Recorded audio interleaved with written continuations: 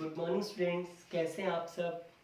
Dear students, आज हम basic of accounting की जो रिमेनिंग अकाउंटिंग टर्म्स हैं उन टर्म्स पर हम क्या करेंगे, डिस्कशन करेंगे। समझ गए। सो सबसे पहले हम ले लेते हैं trade receivable. Trade receivable refer to the amount receivable on account of sale of goods और services rendered by the company in the normal course of business। किसको कहेंगे हम ट्रेड रिसेबल। ट्रेड रिसेबल में मैं एक एग्जांपल के through आपको clear करना चाहूंगा। सपोज करो ये कोई कंपनी है, ये कोई क्या है, कंपनी, और इसने मोहन को क्या कर दिया, कोई भी गुड्स या सर्विसेज सेल कर दी। इस कंपनी ने मोहन को कोई भी गुड्स या सर्विसेज क्या कर दी, सेल कर दी। और कैसे सेल की है, उधार में सेल की है। वो अमाउंट क्या है, रिसीवेबल है, रिसीव करनी है।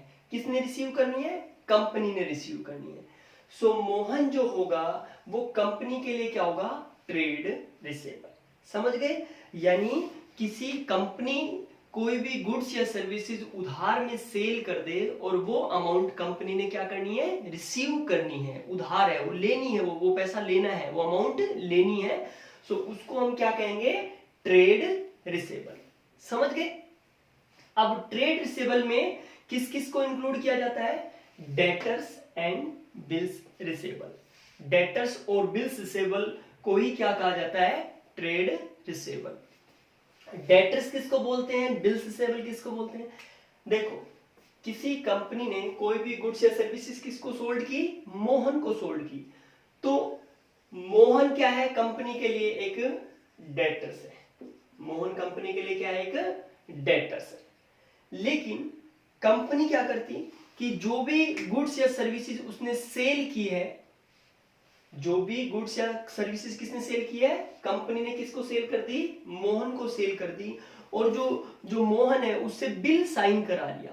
तो जिन बिल पर साइन कराया है, यानी जिन बिल पर कंपनी ने पैसा रिसीव करना है या हमने पैसा रिसीव करना है, हम बोले तो कंपनी, हमने या फिर कंपनी ने पैसा रिसीव करना है, उसको हम क्या कहेंगे, बिल्स रिसेबल। समझ गए कैसे। जैसे मैं आपको एक एग्जांपल बताता हूं कि मान लो यही कोई बिल है, हमने मोहन को क्या किया, गुड्स क्या किया, सोल्ड किया, ठीक है। और हमने मोहन को बिल साइन करा लिया, हमने मोहन को बिल दिया, उसने कहा, उसने एक्सेप्ट किया कि हाँ ये माल मैंने परचेज किया है। और उसने एक्सेप्ट करके उस बिल पर क्या करके, सिग्नेचर करके वो बिल हमें वापस दे दिया, ठीक है, रिटर्न दे दिया, ठीक है। तो वो बिल हमारे लिए क्या होगा, बिल्स रिसेबल। समझ गए।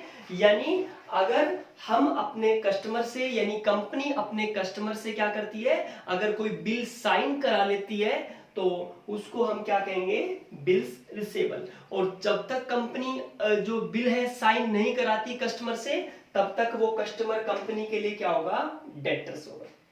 समझ गए। ओके, नेक्स्ट देखो ट्रेड पेबल्स। ट्रेड पेबल इसके जस्ट अपोजिट क्या, trade payable is the amount payable on the account of goods purchased or services taken in normal course of business।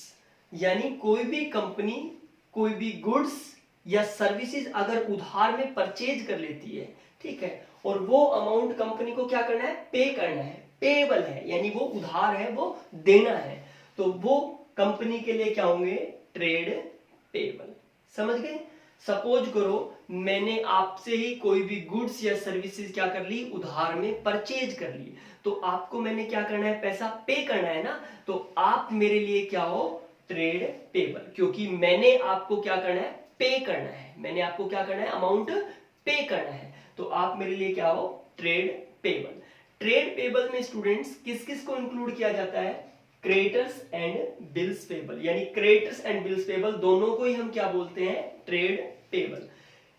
Creditors किसको कहेंगे, suppose करो मैंने आपसे कोई गुड्स या सर्विसेज परचेज की, तो आप मेरे लिए क्या हो, क्रेडिटर्स हो, क्योंकि मैंने आपको क्या करना है, पे करना है।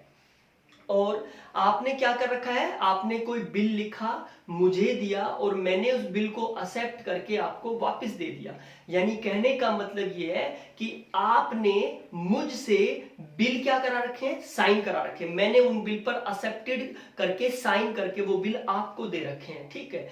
तो उन बिल पर मुझे क्या करनी है, पेमेंट करनी है आपको। तो उस कंडीशन में आप मेरे लिए क्रेडिटर्स नहीं हो, आप मेरे लिए क्या हो, बिल्स पेबल है, क्योंकि मैंने आपको बिल साइन करके दे रखे हैं और उन जो बिल मैंने आपको साइन करके दे रखे हैं उन बिल पर मेरे को क्या करनी है, पेमेंट करनी है। तो आप मेरे लिए क्या हो, बिल्स पेबल। और अगर मैंने आपको कोई बिल साइन करके नहीं दे रखा, उस कंडीशन में आप मेरे लिए क्या हो, क्रेडिटर्स हो। समझ गए। तो बिल साइन करके देना या लेना ये एक तरीके से क्या होता है, एक एविडेंस होता है, एक प्रूफ होता है। अगर कोई भी पेमेंट नहीं करता है तो legal, through the legal action हम क्या कर सकते हैं, उससे अपनी जो वसूली है वो कर सकते हैं, ठीक है। तो ये जो बिल जो साइन जो हम करते हैं ये किस लिए, ये किस काम आता है, ये एक रिटन प्रूफ होता है, ठीक है, एक एविडेंस होता है। अगर कोई बंदा पेमेंट ना करे, सपोज करो मैं आपको पेमेंट ना करूं, आप मेरे लिए क्या हो, क्रेडिटर्स हो या बिल्स पेबल हो, ठीक है। तो क्या होगा, बिल्स पेबल की कंडीशन में तो क्या होगा कि मैंने आपको बिल साइन करके दे रखे हैं, आप कोर्ट में क्या कर सकते हो, मेरे अगेंस्ट केस कर सकते हो और उस जो बिल, जिन बिल पर मैंने साइन कर रखा है उन बिल की क्या कर सकते हो, वसूली कर सकते हो। लेकिन मैंने कोई बिल साइन करके नहीं दे रखा, तो उस कंडीशन में आप मेरे लिए क्या हो, क्रेडिटर्स हो। मैंने आपको पैसा पे करना है लेकिन कोई बिल साइन नहीं करके दे रखा, तो उस कंडीशन में अगर मैं मना कर दूं कि मैं पैसे नहीं दूंगा तो फिर आपके पास कोई प्रूफ नहीं है, ठीक है। तो बिल्स पेबल या बिल्स रिसीवेबल एक तरीके से क्या होता है, एक रिटर्न में क्या होता है, प्रूफ होता है, ठीक है। समझ गए। अब हम नेक्स्ट बात करते हैं गुड्स की। गुड्स के बारे में मैं ऑलरेडी बता चुका हूं आपको। Goods include all those things which are purchased for resale or which are used for producing the finished product which are also meant to be sold. Goods हम किसको कहेंगे, कोई भी कंपनी जिस चीज में डील करती है वही उसके लिए क्या है, गुड्स है। गुड्स वो चीजें, उन थिंग्स को इंक्लूड करेंगे जो किसी कंपनी ने रीसेल के लिए परचेज की है या फिर परचेज की है, कोई रॉ मटेरियल परचेज किया है जिनका क्या करना है, प्रोडक्शन करके उनको फिनिश प्रोडक्ट में कन्वर्ट करके क्या करना है, सोल्ड करना है। तो वो भी किसी कंपनी के लिए क्या है, गुड्स है। समझ गए। यानी सपोज करो कोई कंपनी है, कोई कंपनी या ऑर्गेनाइजेशन जो भी है, ठीक है, वो डील करती है, किस में डील करती है, उनका फर्नीचर का बिजनेस है। किस चीज का बिजनेस है स्टूडेंट्स, फर्नीचर का बिजनेस है। तो फर्नीचर का बिजनेस है तो वो कंपनी किस में डील करेगी, फर्नीचर में डील करेगी। कोई भी चेयर टेबल क्या करेगी, परचेज करेगी, सेल करेगी, सोफा, ठीक है, डाइनिंग जो भी है। सो ये जिस चीज में डील करेगी वही उसके लिए क्या है, गुड्स है। यानी ये कंपनी फर्नीचर में डील करती है, फर्नीचर में सेल परचेज करती है। इनका बिजनेस ही किससे रिलेटेड है, फर्नीचर से रिलेटेड है। तो फर्नीचर इनके लिए क्या होगा स्टूडेंट्स, इस कंपनी के लिए फर्नीचर क्या होगा, गुड्स होगा। अगर कोई इलेक्ट्रॉनिक कंपनी है, वो इलेक्ट्रॉनिक्स के जो गुड्स है वो प्रिपेयर करती है, इलेक्ट्रॉनिक आइटम्स प्रिपेयर करती है, तो वही उसके लिए क्या हो जाएगा, वही उसके लिए क्या हो जाएगा, गुड्स हो जाएगा। सपोज करो ये कंपनी फर्नीचर में डील करती है और इसने क्या सोल्ड कर दी, इसने अपनी जो मशीनरी है वो सोल्ड कर दी, तो वो मशीनरी गुड्स में इंक्लूड नहीं की जाएगी। यानी गुड्स हम उन चीजों को इंक्लूड करेंगे जिस चीज में जो बिजनेस क्या करता है, डील करता है, जो उसकी डे टू डे रूटीन की एक्टिविटीज है, जो नॉर्मल एक्टिविटीज है, उन्हीं को हम किस में इंक्लूड करेंगे, गुड्स में इंक्लूड करेंगे। समझ गए। नेक्स्ट हम बात करते हैं किसकी, कॉस्ट की। किसकी, कॉस्ट की। Cost can be term as the amount of resources given up in the exchange for some goods और सर्विसेज। यानी किसी भी गुड्स या सर्विसेज के एक्सचेंज में हमने कोई भी रिसोर्सेज दिए हैं तो उसी को हम क्या कहेंगे, उसकी क्या कहेंगे, उस गुड्स या सर्विसेज की क्या कहेंगे, कॉस्ट कहेंगे। सपोज करो ये मार्कर मैंने 25 रुपीज में परचेज किया, तो इस मार्कर को परचेज करने के लिए मेरे कितने रुपीज के जो रिसोर्सेज गए, 25 रुपीज का क्या गया, कैश गया। मान लो 25 रुपीज में परचेज किया है, ठीक है। तो ये जो 25 रुपीज हो गई वो इस मार्कर की क्या हो गई, कॉस्ट हो गई। समझ गए। कोई एम्प्लॉय है, कोई एम्प्लॉय है, हमने उससे 1 मंथ तक क्या कराया, काम कराया अपनी कंपनी में, और 1 मंथ के बाद हम उसको कितना रुपीज पे करते हैं, 20,000 रुपीज क्या करते हैं, पे करते हैं। तो 20,000 रुपीज हम जो पे कर रहे हैं तो वो उस सर्विसेज की क्या हो गई, कॉस्ट हो गई। समझ गए, क्या हो गई, कॉस्ट। तो कॉस्ट का मतलब कोई भी सर्विसेज या गुड्स को परचेज करने के लिए जो भी हम रिसोर्सेज एक्सचेंज में देते हैं, ठीक है, वो ही उसकी क्या हो जाएगी, कॉस्ट हो जाएगी, यानी लागत। समझ गए। अब हम कुछ और अकाउंटिंग टर्म्स ले लेते हैं।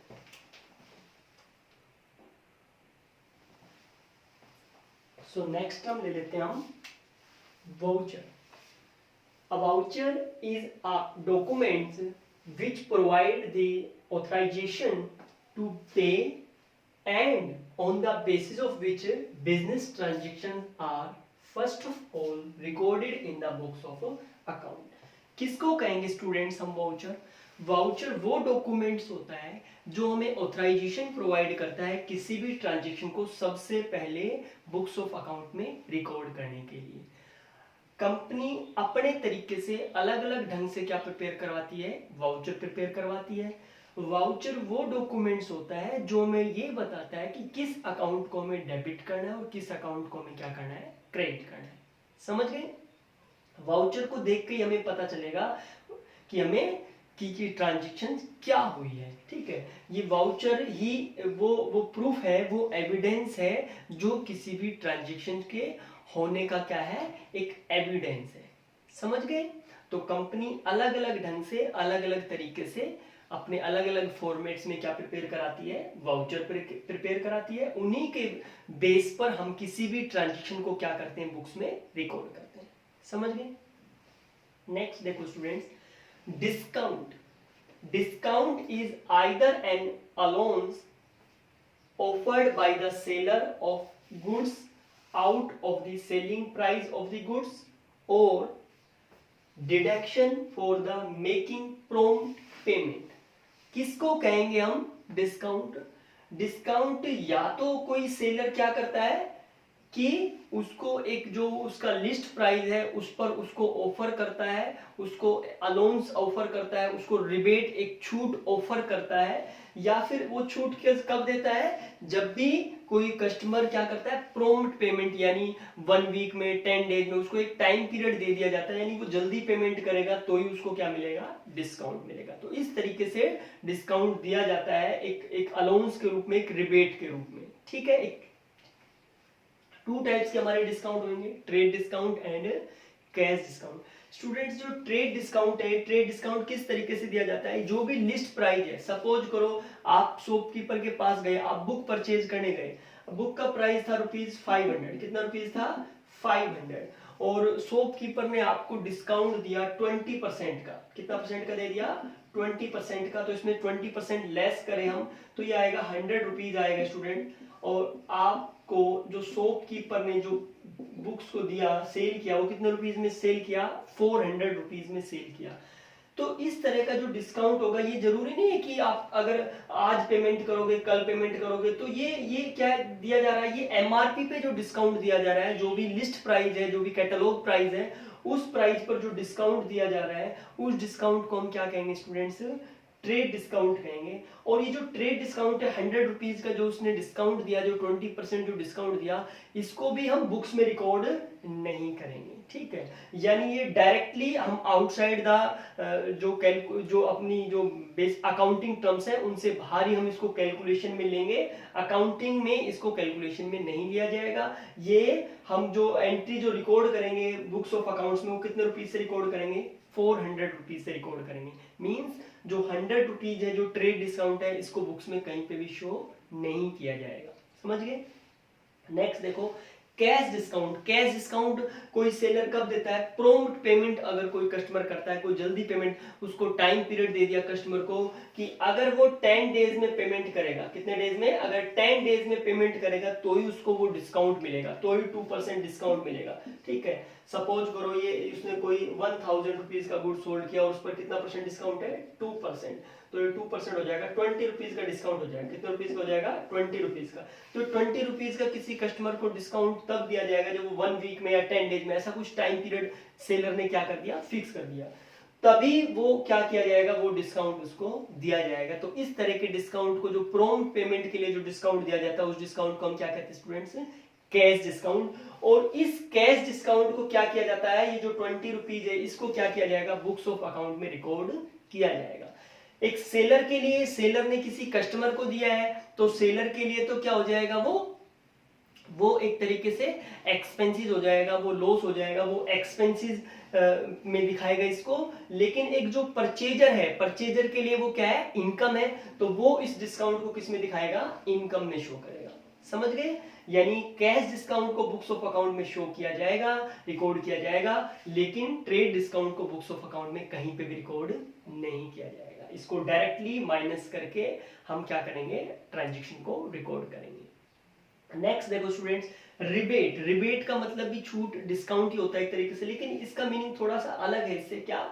It is a discount which allowed by the seller after the goods have been sold. ये रिबेट क्या है, रिबेट यानी गुड्स सोल्ड करने के बाद। देखो डिस्काउंट कब दिया जा रहा था, जब गुड्स सोल्ड किया जा रहा था, उस टाइम टर्म्स और कंडीशन क्लियर थी कि उसको इतना डिस्काउंट दिया जाएगा, जल्दी पेमेंट करेगा तो डिस्काउंट दिया जाएगा, या फिर एमआरपी पे या लिस्ट प्राइस पे जो डिस्काउंट दिया जाएगा, ठीक है। तो उसको हम क्या कह रहे थे, डिस्काउंट। जो सेल करते टाइम जो टर्म्स और कंडीशन रखी जा रही थी।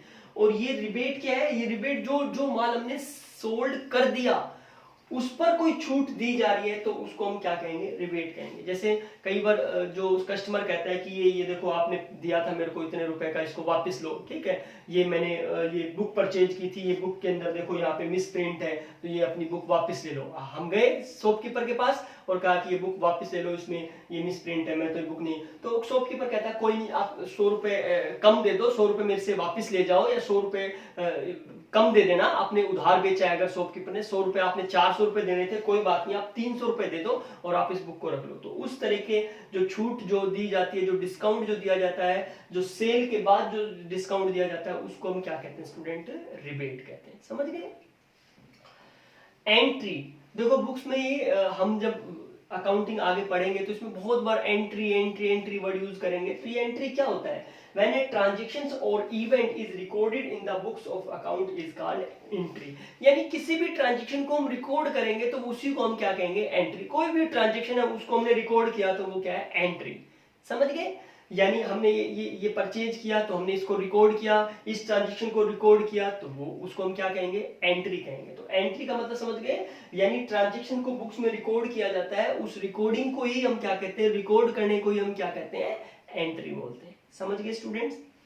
नेक्स्ट देखो, बैड डेट्स। बैड डेट्स किसको कहेंगे, जो हमने किसी को गुड सोल्ड किया तो वो हमारे क्या है, डेटर्स हैं।